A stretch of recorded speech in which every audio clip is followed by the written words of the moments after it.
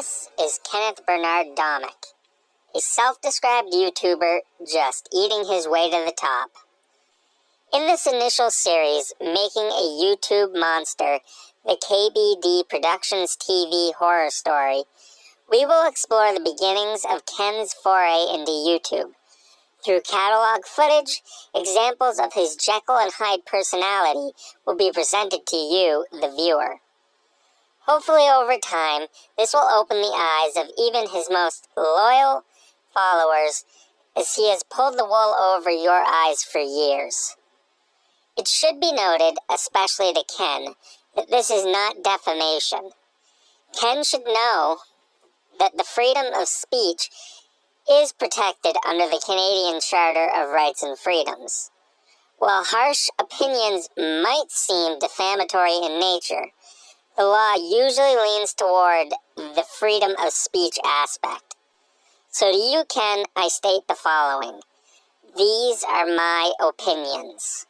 Whether you agree with them or not, I do not claim them as fact. However, visual and audio evidence that you have provided us only goes to cement these opinions further. As these are opinions and not stated as fact, there is no grounds for you to claim defamation of character, and I will ardently defend my stance if you should seek to go down that path with me. Ken has a penchant for filing false or misleading DMCA takedown notices. He should be well aware of fair use by now, given how long he has been on YouTube, and that misleading or misrepresenting a copyright claim can result in a counterclaim. He can then be held accountable for damages as a result as outlined by the Digital Media Copyright Act. His intent is to suppress his critics by egregiously getting their channel shut down, or when that fails, he seeks to get videos blocked on the aforementioned grounds of defamation. However, before we truly get started, I wanted to take a minute to explain what led to this channel's creation. I have followed Ken for several years now. However, at some point in 2016 or 2017, my attitude towards him drastically shifted. It became apparent to me that Ken was unable to handle any form of criticism. And so I'm hoping that it gets lots of feedback, and I hope it's good feedback. And one of the problems I had today when I was responding to people on my channel about when I put up the bonus video, which was called a bonus video, and I know you guys are going to be super supportive and say don't pay attention to the haters, but people think that their comment is criticism when it includes insulting words, and they think that's criticism. And I guess that's possibly the youth of today, and they just don't know how to talk to people. And I guess the way you can look at it, the way I look at it, imagine being an art teacher, and a little kid comes up to you with a painting that they tried really hard on and says, "What do you think, teacher?" And you say, "That's a piece of shit." We don't want to see that kind of stuff. You know, stuff like that. It's just like that's the part I try to combat. And of course, when somebody insults me, I'm not really nice back to that person, because like, why should I be, right? So that's my little rant for the day. And often he would lash out directly or passive-aggressively at people because of it. Kemp seems to be very agitated. I'm tired. I'm exhausted. Pay attention. I just did 10 days in Japan. Paul, thank you very much for the $10 super chat. I let my girlfriend watch some of your videos with me. She said that you need to chill out. In what way? Do you guys not understand I'm exhausted and there are people just asking me stupid questions? Do you not see that? Does nobody see that except me? Am I the only one? Chill out. I'm being hounded.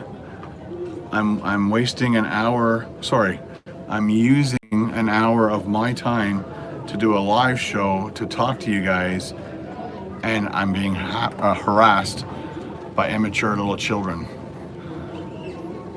Ask nice questions and I'll respond to you and we'll have a good time. I don't need to chill out. I know I don't need to chill out. I attempted to just ignore it, but after watching Ken exploit the COVID-19 situation, I went searching and one night found the Ken Domik Reaction channel, also known as the KDRC, and was happy to see someone else had also had enough of Ken's behavior. Hearing what Ken was trying to do to that channel spurred me to finally go ahead with mine. With all that being said, it is now time to explore the making of this monster. Ken was born in Scarborough, Ontario, Canada on May 6, 1966. After working for the York Region District School Board for just over 18 years, he announced on his channel that he had resigned in April 2012 to pursue his YouTube career full-time. Hey guys, it's Ken from KBDProductionTV. I told you yesterday that I was going to tell you something that I did kind of important yesterday, which was resign from the York Region District School Board. After 18 years, I started in 1994, and I just handed in my letter of resignation yesterday. My video production company that I'm running from my home is doing well, and I'm going to be doing that from now on. The York Region School Board was getting more into, well, the department that I was in was getting more into doing online PowerPoint type things, and I'm a video guy, so I'm going to be sticking more to the video production and doing it all myself. So if you are interested in any video production, give me a call. My email address is below in the description. Anyway, that's my big news from yesterday. Good luck to you two. Good luck to me, and talk to you guys later. Thanks for all your support. All right, bye. His flagship KBDProductionsTV channel was created on February 4th, 2009. The early origins of his channel were not what it would become. Videos of climbing, biking, tutorials for YouTube, vlogs, and his kitten videos were what he posted. On December 10th, 2009, Ken posted the first video regarding monetization on YouTube. He was excited about YouTube requesting to revenue share on his Kittens vs. Laser Pointer Kung Fu Kitties video. Check 1, 2, 3. Check. Lights. Everything looks good.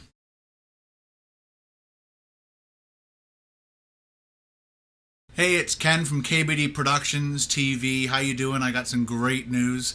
YouTube asked me to make one of my videos a partner, and I'm supposed to be starting to make tons of money off this. This is awesome.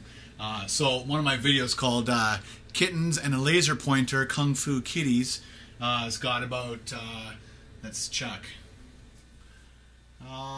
32,000 views in 8 months, and they like how it's moving, and so they emailed me. That's how I did this. So it says your video has become popular on YouTube, and again, when they do the partnership, they put a little ad on the side, and I'll show you in a minute. And then today is the first day that my video is playing with an ad right beside it. This is the first time ever. So I'm just going to go wait for my money.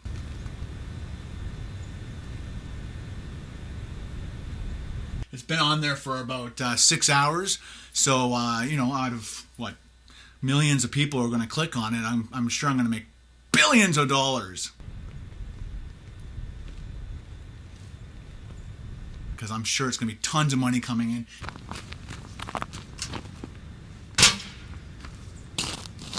So I guess when you put a video on that gets 32,000 hits in 8 months, then they'll ask you to be a partner in the YouTube partnership program.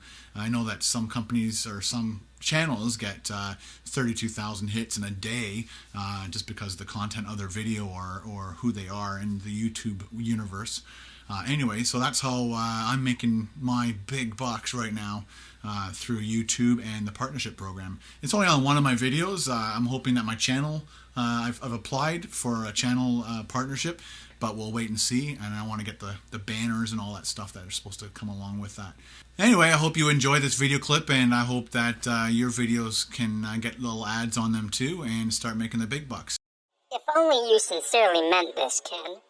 We will touch upon that in the next episode, though. See ya. On November 21st, 2010, Ken posted a video rubbing his ego when he announced he was finally approved for the YouTube partnership program.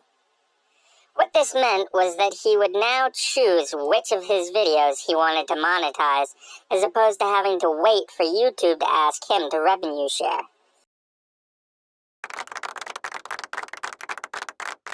Hey guys, it's Ken from KBD Productions. I got great news. I now am a full partner with YouTube. I got the email last night. Couldn't wait to get the camera set up and some lights so I could do a little video on congratulating myself, I guess. I worked really hard. I guess riding roller coasters, filming animals, playing phone games, and occasionally eating some food is strenuous work, huh, Ken?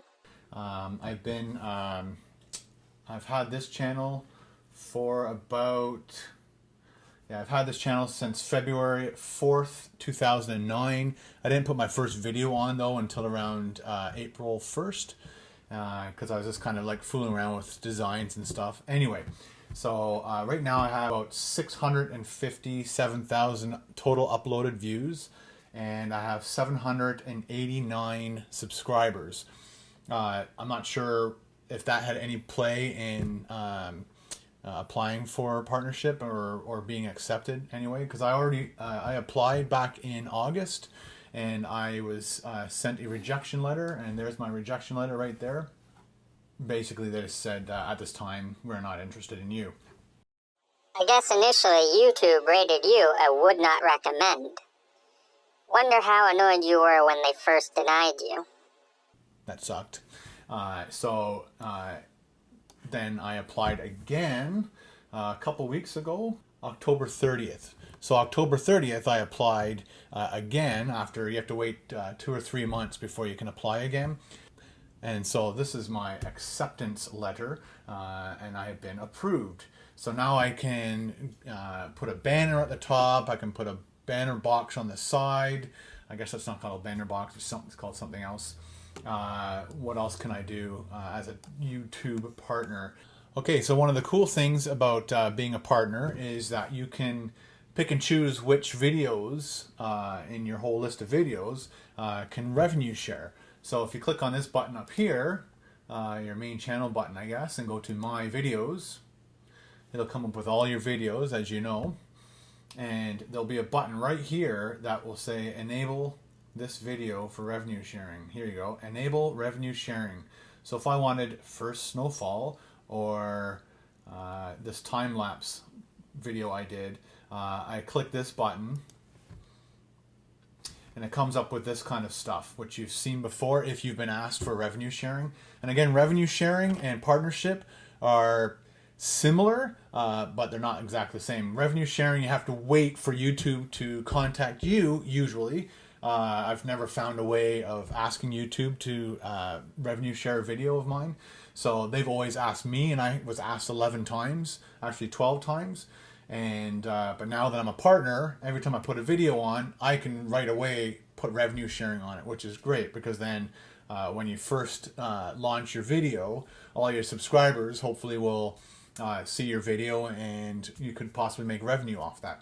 But this is the screen, and I can just fill out all the stuff. And if you answer yes to any of these, you have to put your proof down in this box right here that you own it. So if I just like I'm videotaping right now, if I don't use any music, and if I don't use any pictures off the internet, sound effects, whatever, then I don't have to say yes to any of these. But if I say no to all this stuff, I don't have to write anything in here, I don't think. And then you hit submit, and within an hour, maybe 2 hours. I did a bunch last night because I was really excited, so I added revenue sharing to about 5 of my videos that weren't revenue sharing yet, and they had a lot of views on them.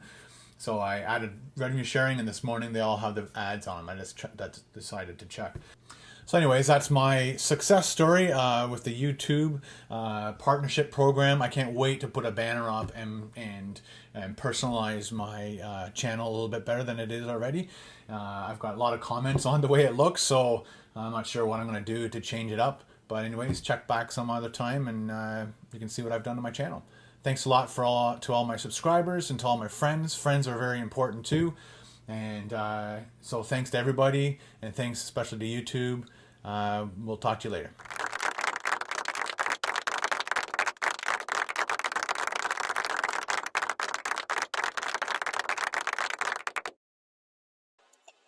So early on, it was clear that his main focus was on making money and not treating it like a hobby or a creative outlet like many early YouTubers were doing. His first food-related review, if you don't count an earlier Jolt Cola video, was his Tim Hortons English Muffin Breakfast Sandwich review that he published on March 12, 2010. Yeah, I keep hearing on the radio about the Tim Hortons breakfast sandwich made with the English muffin. So we're going to go in and check it out, and I'll give you like a little review on it. So I finally found a Tim Hortons, Highway 7 and Thornhill Woods. Let's just hope it's a drive-through. Most of them are. Come on, can I have you? Hi, could I try your breakfast sandwich with the English muffin, please? $2.72. Thank you. Thank you.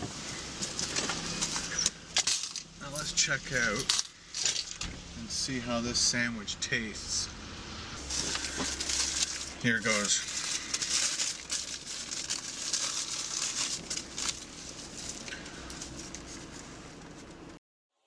Look at how quickly his demeanor changes when he sees the sandwich for the first time.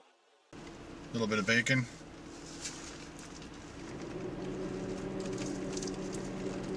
Cheese. Egg.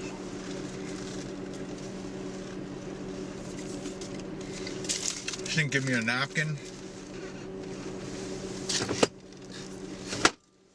But thanks to Mr. Sub, I have one.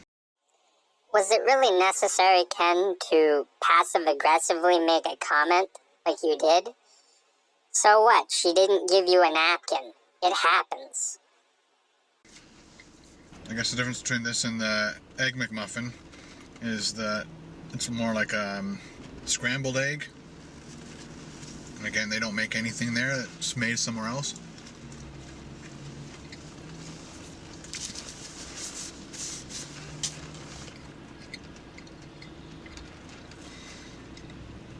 It's a good sandwich. I'm not sure how many yolks are in that. Come on, Ken. We all know that from the very beginning you didn't care about what the calorie count or what was in the foods that you were eating. It's fast food. It's highly processed. That is the point of it. That's why it's so cheap. Anyway, so there's the Tim Hortons breakfast sandwich, and I give it a thumbs up. Enjoy. Good.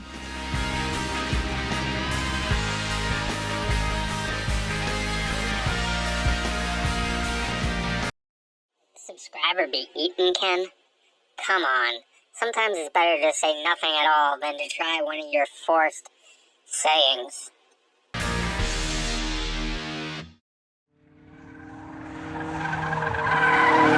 Hey, it's Ken from KBDProductionsTV. I just came back from court to fight a speeding ticket that I got back on June 2nd, 2009.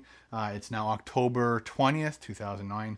So I was driving to work on the 2nd of June. It's a 50-kilometer zone, then goes into a 80-kilometer zone. And of course, the nice gentleman, police officer, was sitting really close to that sign, catching people as they accelerate up to the 80 and pulling everybody over. So I got $118.75 Canadian, and that came along with a nice 3 points. Again, in Canada, you accumulate points, and you only allowed up to 11.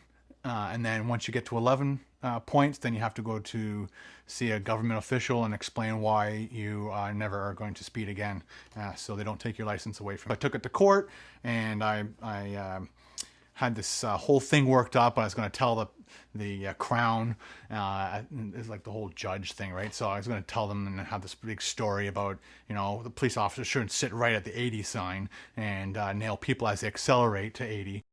According to the Highway Traffic Act, Ken, the speed limit does not change until you reach the designated sign. Simply because you see the sign does not give you the leeway to begin to accelerate. Your supposed defense would not have held up. They reduced your ticket likely due to the officer not being present and just to appease you. So, but when I walked in there, I guess the Crown, I guess it is, she dropped it to $45 and no points. So I took it and ran, and so it was worth it going to court to fight the speeding ticket. I totally recommend it if you want to save some money and your points. All right, so talk to you later. Bye. Hey guys, it's Ken from KBD Productions. I got a speeding ticket again. It's coming through King City. It's a 50 all through King City, and just as you're coming out of King City, it looks like it goes to an 80. And it's just one of those visual things where sometimes you just think a road is a certain speed limit, but it's not. And of course the cops know that. They sit there and they hand out the tickets. So I get pulled over, and they did the laser radar. So they pinpointed me out of a pack of people. They got me doing 80 and a 50. So they pulled me over. The female police officer comes over. Female police officers, you're intimidating to us guys, and especially with your short, spiky haircuts and your nose piercing. I didn't know you had allowed to have nose piercings, so it looks like a girl from a bar has just approached you, and she's wearing a bulletproof vest and carrying a gun. It's a bit hypocritical of you, Ken, to criticize the female officer on her appearance, eh? So, very intimidating. So when she asked me for my license and my ownership and my insurance, I handed her my health card by accident. And she said, excuse me, sir, have you been drinking? Yes. Awfully cavalier of you to be sarcastic about drinking and driving, Ken. No, I wasn't drinking. It's just that she was intimidating, and I wasn't thinking about which card I was pulling out of my wallet. And I don't have my ownership because I've lost it. I must have tossed it out when I cleaned my car. I must have thrown it out by accident. So I gave her my license and my insurance, and she said, you know, what's the hurry? And I said, well, I work for the York Region District School Board, so I'm shooting in the East End. I got to get to the West End, so I cut through King City. It was the fastest way across. My two shoots were really close together in time, so she knocked it from an 80, I guess from doing 30 over to doing 15 over, no points. It drops it down to $37 ticket, $37.50, and then the actual, after all those little service charges and stuff, it's $52.50, no points, which is good. I got a ticket last June, so now it's April, so I got a ticket last June going through my residential area, and he didn't knock it down, so I took that to court because it was points, and it was like over $200 speeding ticket, I think. And so I went and fought that. I don't think I'm going to fight this one because it's, you know, $52. I don't want to take the time off work to go and fight a $52 speeding ticket. Unless you think otherwise, let me know. Needless to say, Ken didn't fight this ticket as he knew he had no excusable defense. At least he didn't try and say it was a speed trap like he did last time. Just because you don't know the actual traffic laws, Ken, doesn't make it the officer's fault. You are responsible for your own actions. So here's a helpful hint. Don't speed. Leave plenty of time before you have to go somewhere, and pay attention to the speed limits, and you won't get a speeding ticket like me. I'll be an example for you. All right, talk to you later. See ya. Check 1 2, check 1 2. I live in a zoo. Holy crap. You're a sap. Check 34963. In this scene, we see Ken driving while using both hands to fiddle with his camera. Don't use him as an example for good driving, people. You realize that this is a prime example of distracted driving, right, Ken? So I gave him my license and my... or sorry, not my ownership. That sucks. That's stupid. Dumb. Dumb! Well, at least you can admit it, Ken. Stupid!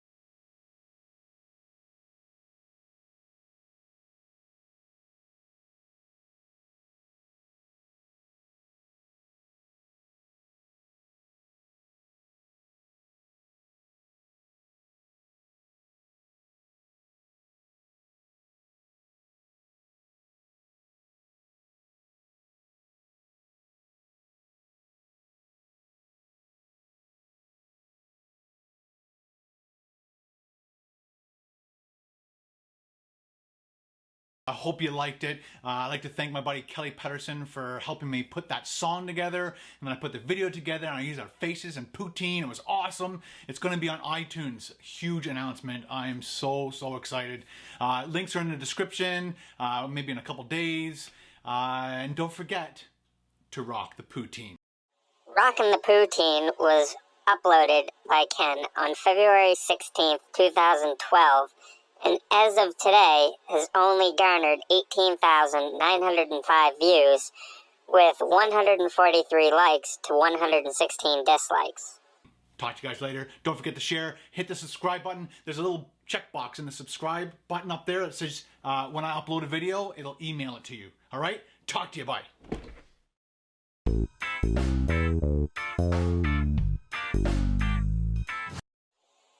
Not too long afterwards, Ken followed up with a new video showing off his KBD Productions TV shirts, one of which featured Rockin' the Poutine. Hey guys, it's Ken from KBD Productions TV, and I just came back from the post office to pick up a package. And guess what was inside the package? T-shirts! Yes, KBD Productions has his own t-shirt line. Let's go move over here so you guys can see. Rockin' the Poutine by KBD Productions TV. And I spelled productions right. That's a good sign. And what else did I make? Oh my gosh. Check this one out. KBD Productions TV shirt. Nice. So just in case you didn't know, I had a t-shirt shop on my main channel. Check it out. It's a little green button and it says KBD Productions merchandise, I believe. So go check it out. Give this video a thumbs up if you're interested in checking out my t-shirts or you like it. Just tell me if you like it or not. What do you think? I'm going to start wearing this all the time on my, definitely for food taste tests, food challenges. I might wear the KBD Productions TV. I might wear the poutine one. I've also got some other ones like Rage Quit KBD Productions TV. Thanks to subscribers for repeating some of the things I say in some of my videos. So if you're interested in helping me design a t-shirt, just leave a comment in the comments below. Let me know in the comments below. What kind of a t-shirt would you buy? Whether it be black, white, if it's a mug. They even sell like iPhone covers and stuff, and you can put Rockin' the Poutine on the back of that. So give this video a thumbs up. Let me know what you think about my t-shirt shop. Go check it out. Give it a visit. Go through some of the items that I have there. Let me know if I should change something, take something off. I'm just, I want it to be kind of specific to my viewers and subscribers. This was the first attempt Ken made at cashing in on one of his stupid gimmicks. So thanks for watching, guys. Hope to see you in my t-shirt shop, and I hope to be walking around downtown Toronto or somewhere in the world and see somebody wearing one of my rocking the poutine t-shirts. That would be freaking awesome. Might be safe to say chances of seeing someone rocking one of these shirts is slim. Talk to you guys later. Bye. All right. Time to go do a taste test. I went to the post office today. Hey guys, it's Ken from KBDProductionsTV, and today I went to the post office today, and I'm gonna die. With any luck, your channel will. Ken didn't transition over to food reviews full-time until around late 2013. By then, his page was just generic food reviews, or taste tests, as he put it. Seems rather mundane to review items that have been around for generations, or are mainstays on their respective menus. I suppose this was just a way for Ken to write off his food expenses come tax time. Ken even went so far as to review candies and cookies that I'm sure he's had multiple times over the course of his life. He also, during his old Thirsty Thursdays, reviewed beers. But I guess that's not really a surprise, given his propensity for alcohol consumption in his videos. Hey YouTubers, it's Ken from KBDProductionsTV. Listening to you and your comments, your ratings. I listen, I read the comments. I am not oblivious to what is going on my channel. Again, I decided to put up raw and uncut, or uncut and raw videos because people did ask me that they wanted me to do that. But I can see by the outrageous, crazy comments and dislikes that I'm getting on these videos that you guys don't want it. So, if you guys don't mind, can I upload the uncut and raw videos as an unlisted? I've actually had people email me privately really nice letters giving me awesome suggestions and about how to possibly go around doing this, because there are lots of people that love the uncut and raw videos. Raw and uncut videos were published for a while by Ken on his channel as another source of views. What he failed to realize is that his passive-aggressive behavior would land him in hot water with the viewership. Seeing him throw a tantrum due to a camera falling, or his viewers not being privy to inside jokes he has with friends that came off as boorish, was likely not a wise decision on his part. So I'm asking you guys, because this technically is your channel. I'm just the guy who puts the stuff on it. You guys are the ones who are driving the train. Again, guys, I'm here for you.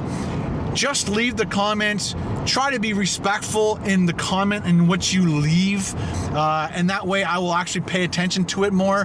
When you leave constructive criticism with an attack, usually racial, physical attacks, abusive attacks, that doesn't like jive with anybody, and it just creates chaos in the comments below.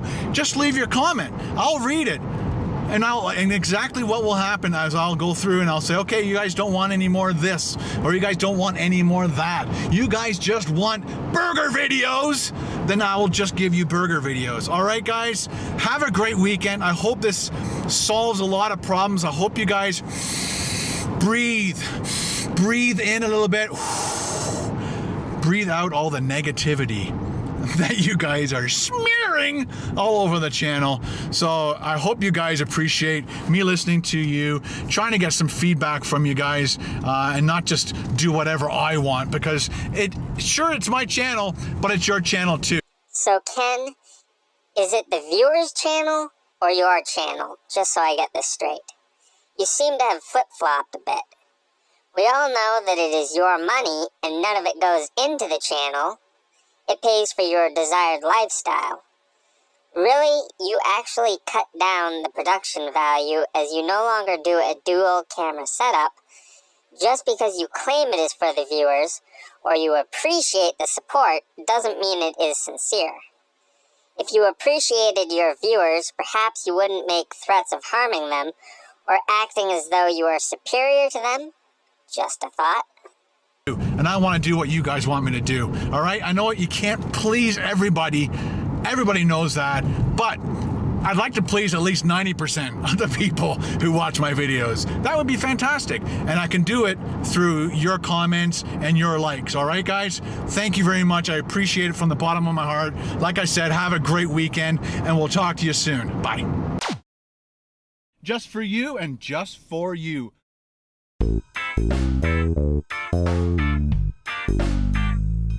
Hey YouTubers, it's Ken from KBDProductionsTV. Welcome back to another Ken Domik food donation. Yes, I am here to donate the money that we raised through the month of January. And I'd like to shout out, just to give you a heads up, we got over $380 for the food bank. I'm pitching in another $120 to round it off to an even $500 for the Barrie Food Bank. And I'd like to shout out some people here: Eric, Carlos, Jackson, Mad McTenants, Mike and Tim, Matthew and Hagar, Kadzi, Fat Bastard Burrito, and Clint. They all raised the $380, and I'm, like I said, pitching in the extra $120 just to round it up to an even $500 for the Barrie Food Bank. I just wanted to show you around a little bit. This is a depot in the city of Barrie in Ontario. People drop off food here all year long. It's not just Thanksgiving, Christmas, Easter. It is every day, every week that people need this facility. Chances are there are facilities like that around you and where you live. So if you can't afford to donate money, then hopefully you can volunteer at your local food bank. All right, guys, so I'm gonna be giving this to the Barrie Food Bank. They're gonna give me a receipt, because when you guys send me money, it is income. So I have to write it off by writing off the donation. So I got $380 given to me. That is income. I have to now get a receipt so I can write it off for my taxes. Just to give you a heads up, just so you understand, this is why I'm making this video today for you, just so you understand how this all works. All right, just to shed some light on the little shadow areas of you guys not knowing exactly what this place is. For a period of time, Ken was donating money that was given to him by viewers to the Barrie Food Bank. Ken made certain to point out his writing off the money on his taxes. However, what he neglected to inform his viewers was that these donations or gifts are not taxable income. So in reality, he claimed an additional $380 off his taxable income fraudulently. Canada does not have a gift tax.